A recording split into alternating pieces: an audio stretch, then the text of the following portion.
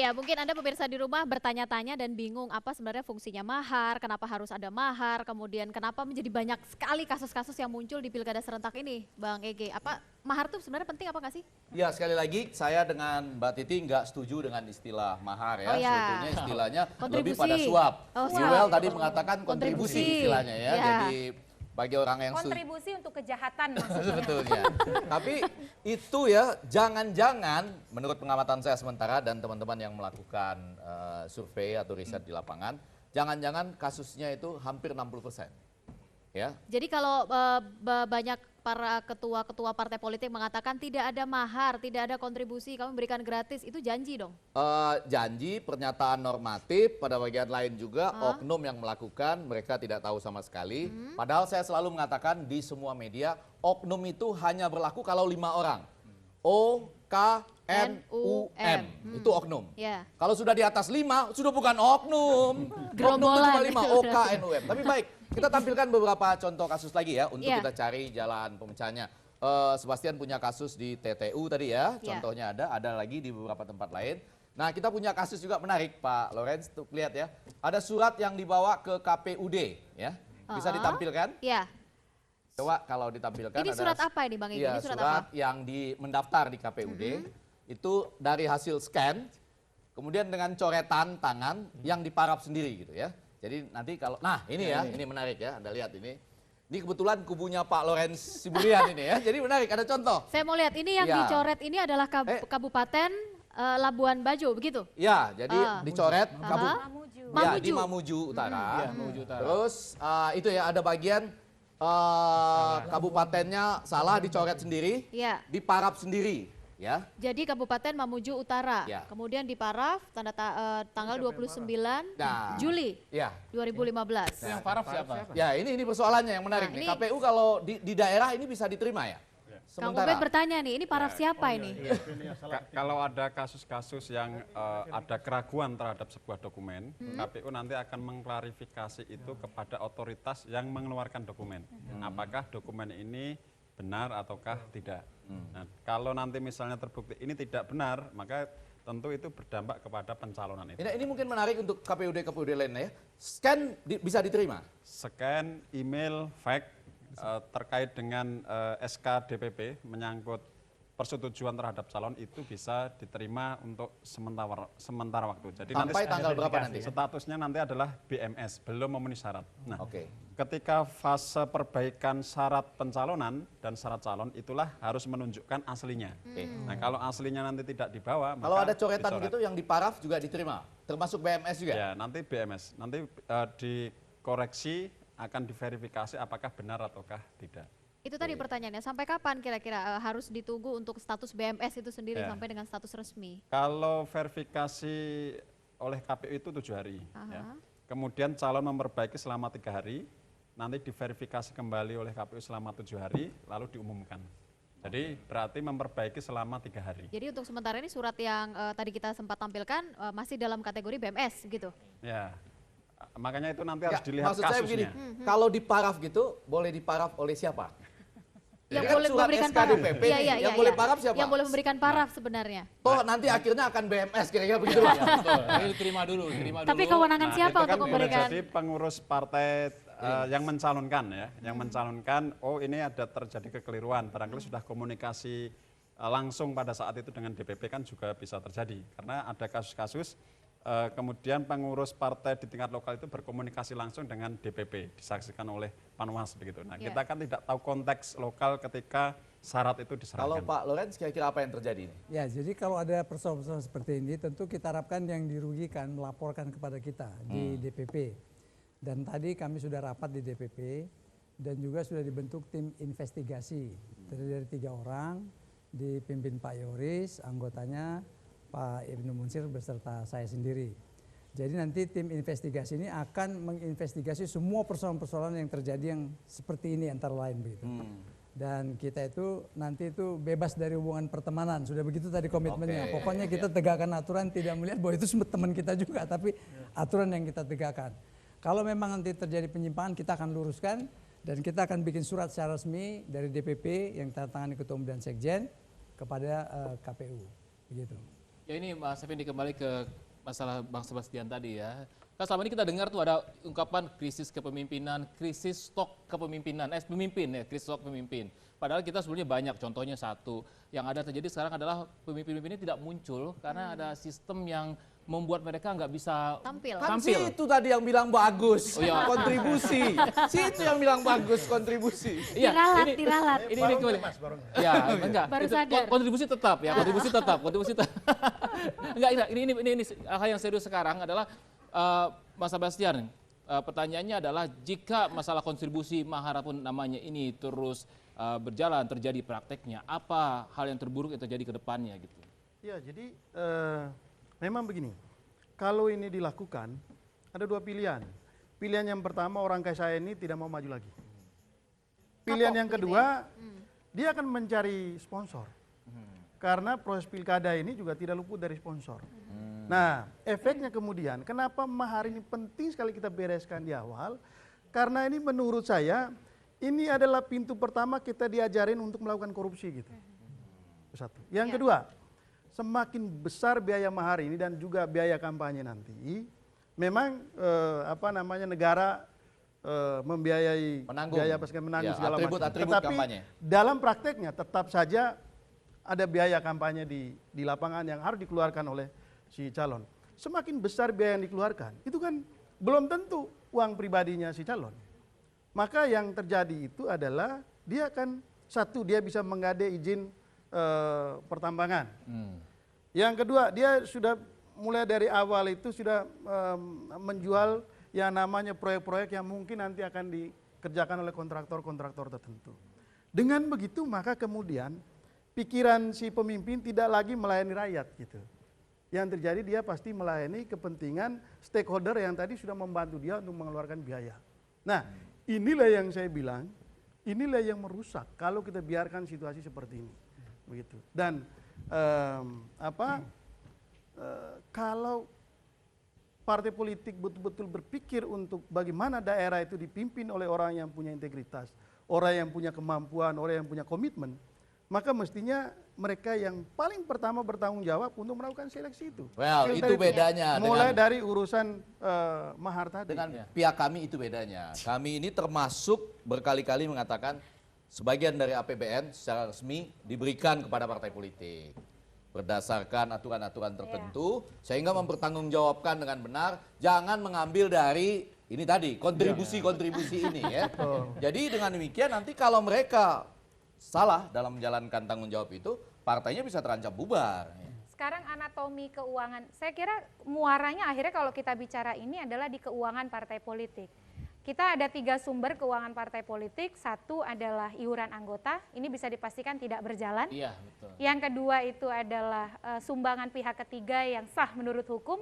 Yang tadi yang kontribusi tanda kutip itu kadang-kadang dikategorikan sumbangan tapi memaksa. Kan kalau nggak nyumbang nggak dapat tiket pencalonan. Kontribusi wajib begitu ya. Yang ketiga itu soal bantuan keuangan dari negara. Nah, porsi yang ketiga ini mampu membiayai keuangan partai kurang dari 1%.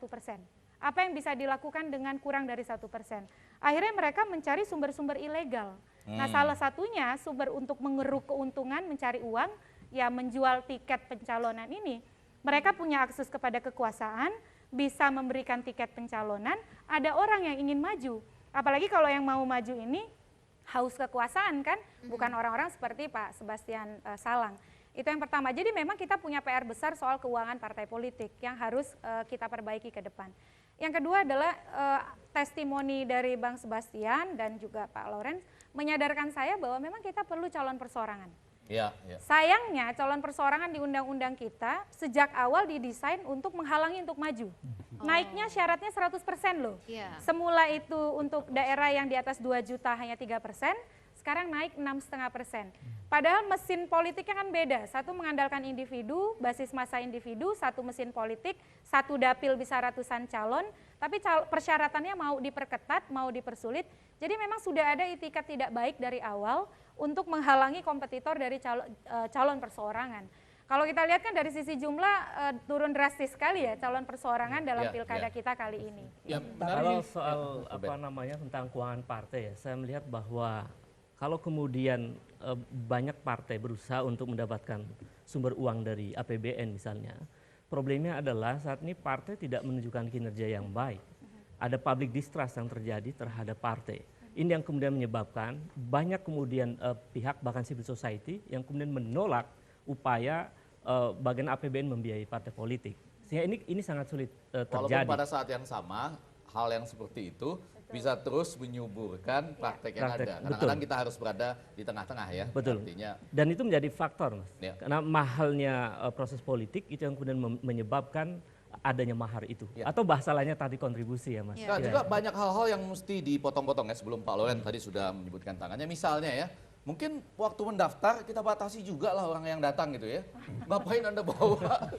Semakin banyak bawa orang, semakin seru pendaftarannya gitu ya. Ya, dibatasin aja Mas. Saya kira memang Indonesia ini unik ya, simbolisasinya luar biasa. Saya cari-cari di referensi di negara lain di mana yang ijazahnya itu kita harus sampai datang ke universitasnya ngecek asli apa enggak. Iya betul. Ternyata yang hal-hal begitu itu kita masih penting, termasuk kedatangan sampai calonnya ada yang ngumpet kan, Betul, ya. untuk menghambat supaya nggak jadi pencalonan. Iya, Oke, Pak Loren. Jadi saya kira dari diskusi ini saya lihat bahwa kita ini sebenarnya menginginkan ke depan, bukan ke depan hari ini dan ke depan. Kita menginginkan pemimpin yang bersih. Nah, hanya saja persoalan kita bahwa selain aturannya, juga masyarakat kadang-kadang mendukung hal-hal yang nggak baik ini gitu. Jadi ini juga harus kita perbaiki ke depan. Sehingga selain kita memperbaiki peraturannya, masyarakat juga kita perlebar dukungan daripada mereka kepada aturan-aturan yang baik dan yang benar gitu. Dan dengan demikian maka kita harapkan juga partai ini juga dibenahin juga. Dan partai ini juga boleh mencari pemimpin seperti Pak Sebastian Salang. Kita memang mencari beliau. Beliau ini kan bukan orang Golkar yang seperti kita aktivis ini. Tetapi kita lihat beliau ini baik. Oleh karena itu kita cari orang-orang seperti beliau. Cuman sayangnya tadi itu ada kendala di partai-partai yang lain. Jadi partai ini kalau tidak punya calon yang baik, yang punya integritas, yang punya kemampuan, ya kita ambil dari luar. Dari luar seperti misalnya contoh Pak Sebastian Ini sebagai pihak yang ada di sini, catatan ada 3 nih. Yang pertama, kita perlu memunculkan Bawaslu juga nih. Bawaslu dan Panwaslu ya. Karena prosesnya kan sudah ada laporan-laporan ke Panwaslu dan Bawaslu. Yang kedua, ini KPUD di bawah nih Mas Sigit, itu mestinya harus memperlakukan hal yang sama loh. Ada yang menerima, ada yang menolak. Yang menerima, yang suka menerima BMS. Sementara ada, enggak, Anda ditolak. Sama yang ketiga tadi, bahwa kalau ini misalnya bersifat penipuan, ya kan, nomornya berbeda dari nomor yang ada di DPP misalnya, itu jangan juga termasuk hal yang bisa di BMS kan, nanti diperbaiki untuk, padahal ini kan bisa misalnya penipuan, dokumen, ijazah dan lain segala macam. Kita sudah mengeluarkan surat edaran yang memerintahkan kepada KPU Provinsi melakukan supervisi terhadap kasus-kasus yang terjadi di KPU Kabupaten Kota. Akan dihimpun. Nanti kalau ada yang dianggap menyimpang, maka KPU Provinsi akan memerintahkan KPU Kabupaten Kota membenarkan. Ya. Kalau menjadi benar begitu, yang salah dibenarkan, bukan, yang salah harus dikatakan salah, yang benar. Hati-hati loh. Iya, ini bahaya tuh. Misalnya ya, Hati-hati berbicara. dia terlanjur memasukkan ijazah S1 yang adalah palsu. Lalu dia benarkan, enggak, saya SMA doang sebetulnya. Itu gimana? Itu gimana? Akhirnya diklarifikasi. Terjadi kan? Itu ada kejadian loh. Terjadi kan? Benar kan? S1-nya palsu, ya udah ganti deh. Iya, saya ganti SMA aja gitu. Jadi Itu nggak bisa dibenarkan. dong, penipuan. Ternyata SMA kejar-kejaran juga. Bukan pembenaran dong itu. Nah, kalau nanti soal ijazah pemalsuan itu menurut undang-undang kan harus dibuktikan oleh pengadilan. Itu nanti ranahnya. Enggak, dia sendiri yang mengganti Mas. Enggak, oke deh, enggak jadi S1 deh. SMA aja. Mungkin nggak pede dengan Ya, statusnya. enggak jadi SK ini loh. Saya ganti dengan SK ini saja misalnya. Iya. Itu juga penting ya. Ya, saya mencatat apa disampaikan oleh Pak Lawrence tadi ya, juga menyambung. Mas Sebastian mengatakan bahwa kalau sistemnya seperti ini, orang-orang yang baik, bagus seperti Sebastian ini akhirnya kapok untuk maju. Nah, Pak Lawrence mengatakan masyarakat yang harus juga diberikan edukasi. Saya pikir masyarakat juga banyak pintar, Pak. Partainya nih harus dibenahi. Karena kan penyaringan pertama itu dari partai, Mas Effendi. Ya kan? Akibatnya jika calon-calon tersebut tidak sesuai dengan keinginan masyarakat, mereka tahu wah kok enggak kompetensi, akhirnya golput akan tinggi. Ya kan? Golput Ini akan menarik tinggi. ya untuk melihat nanti ya golongan yang tidak melaksanakan hak pilihnya dengan pilkada yang seperti ini kan. Tapi Menarik kalau gitu. dikaitkan dengan semangat awal dari pilkada serentak itu sendiri, kalau dengan masalah-masalah yang sekarang banyak sekali terjadi, apakah mungkin masyarakat juga akan menjadi kembali percaya begitu terhadap pemilihan yang nanti akan kita lakukan begitu? Kalau saya melihat fenomena mahar yang begitu mencuat ini justru bisa berbalik. Ya. Bahwa tadi masyarakat punya ekspektasi yang begitu kuat terhadap pilkada langsung ini, serentak ini. Tiba-tiba kemudian muncul kasus mahar. Dan ini saya kira ini terjadi di hampir semua proses pencalonan di sejumlah daerah ya. Tadi Mas Effendi bilang hampir 60% kurang lebih. Kira-kira seperti Jadi itu. artinya ini justru masyarakat menjadi ini semua menjadi sebuah permainan saja.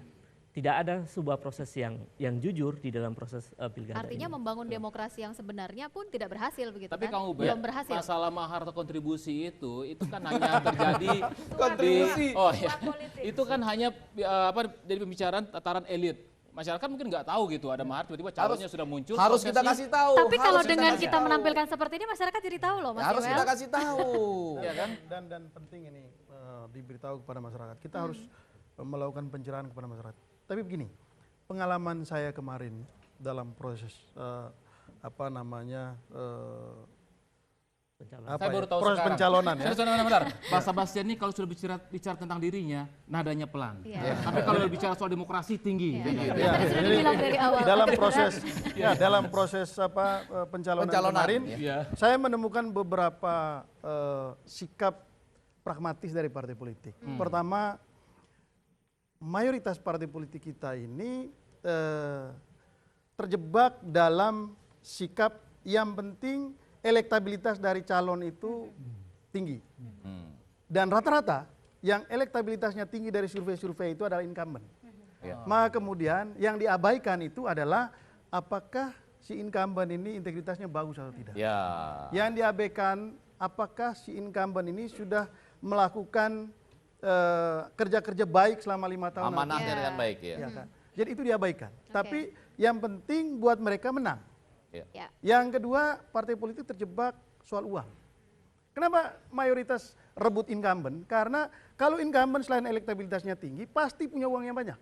Karena selama 5 tahun dia sudah mengumpulkan. Ya. Gitu. Nah, maka kemudian sisanya sedikit sekali slot yang tersisa untuk orang-orang kayak saya ini. Iya. Sudah sedikit, maka kemudian ada lagi permainan dari incumbent yang begini. Di satu daerah tertentu mereka sudah sengaja memborong partai-partai yang dapat kursi kecil. Sehingga calon-calon yang lain di kemudian hari itu merebut partai besar. Ya. Merebut partai besar ini susah sekali. Susah sekali dan dipastikan nggak dapat lah pokoknya. Lalu kemudian ada juga permainan yang lain yang tadi diusahakan supaya calon yang kuat tidak masuk. Ya. Dan Lawan yang kuat. partai politik mengamini permainan seperti itu. Iya. Oke. Maka kemudian ada daerah yang akhirnya kemudian ngerjain incumbent. Ada satu daerah yang saya tahu persis, incumbentnya itu mau maju kembali, lalu kemudian calon yang baru memilih untuk tidak mendaftar.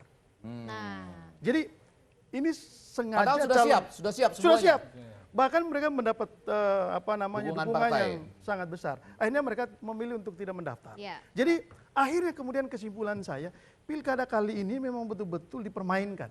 Oke. Dipermainkan oleh partai politik, dipermainkan